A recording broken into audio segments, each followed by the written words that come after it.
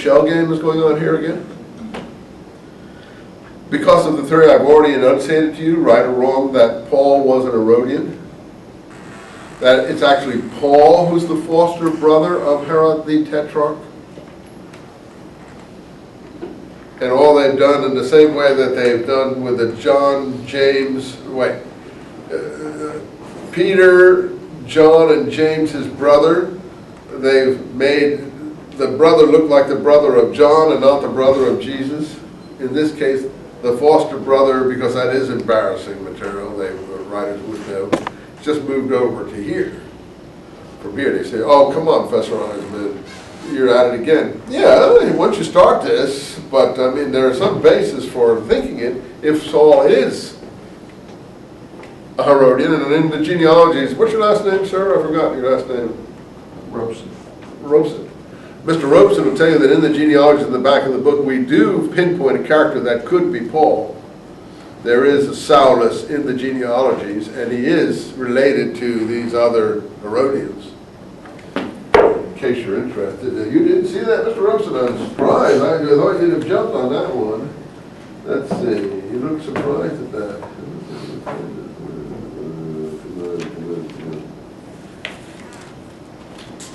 So he's got Herod the Tetrarch, Antipas circled here, but there's this little Saulus over here in the genealogies over here. He has some Edomian background. So, you know, he could be, he certainly related to all these other people. And anyway, you can see him in the genealogies. There's one Saul in the genealogies, and he does play a part in Josephus. And he does appeal to Rome, and he does go to Rome to report to the emperor. And he's quite an important person. He's the intermediary between the Roman forces besieging the city and the peace party inside the city.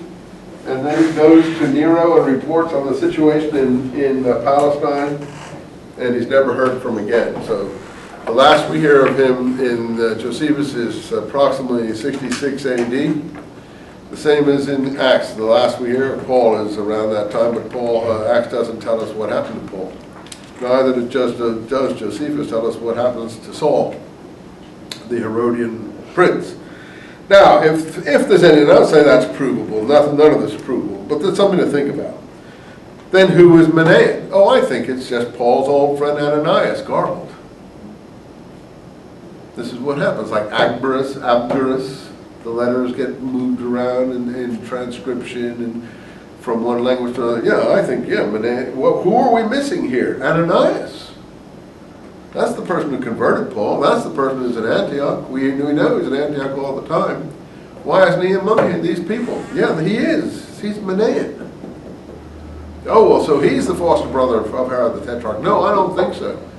I think Saulus is the foster brother of Herod the Tetrarch. But anyway, be that as it may.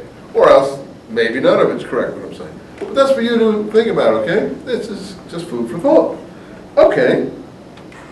It doesn't hurt anything. It's just something to think about. There's no finality. You're the final judge of these things. And all it does is increase your knowledge and your ability to,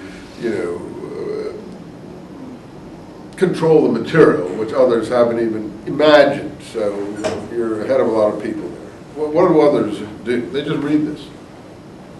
So, and we can read that. We can do that in 5th grade. So, if you just want to read it, well, we give a 5th grade class and give you a test. Who were the founding fathers of the church in Antioch? Okay, Barnabas, Simeon, Lucius, Cyrenian, Manaen, and there, A. You answered it right. But if we want to know more, then we have ability to try to do that. So that's what we're doing. Chapter 13. So now the Holy Spirit said, separate both Barnabas and Saul to me. That's interesting, because it links up with Dead Sea Scroll language about separate. Nazarite. Nazarite means make separate. So we're going to separate them out.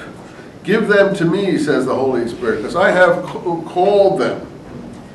Here's the calling word, and for some work that I need. This is usually presented as the first missionary journey. And the Acts has 3 or 4 missionary journeys. I'm not sure we can really separate them out so easily as 1, 2, 3, and 4, which everyone tries to do just by taking Acts at face value. But I think basically we have one big missionary journey by Paul. One big missionary journey by Paul. But Acts is working like this. So can we keep following it? You don't mind? Let's go. Let's keep following it. So they come. So they're on the way. Now we're in the big time. We're going overseas. And it looks like the Holy Spirit is the thing that's dictating this.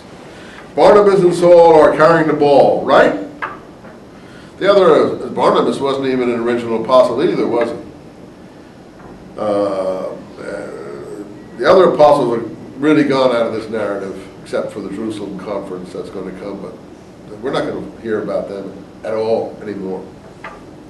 From now on, from chapter 8 or 9 it's been Paul, but really 13 on it's Paul.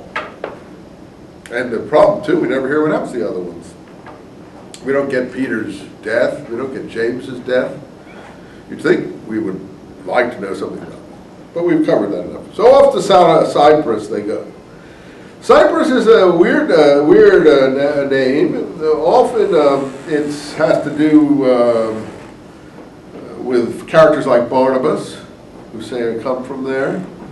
But Cyprus, as in the original language, is sometimes called Kit, which is like Crete. The Kittim in the Dead Sea Scrolls, or the enemies from overseas, are called the Kittim, probably originally Crete back in the days of the Cretan Empire, but now places like Cyprus, Western Islands. And then the Samaritans, for some reason, are called Kutaans in Hebrew literature. And sometimes Cyprus can mean Samaria, even though it seems to mean Cyprus. So there's a lot of slipping in the names.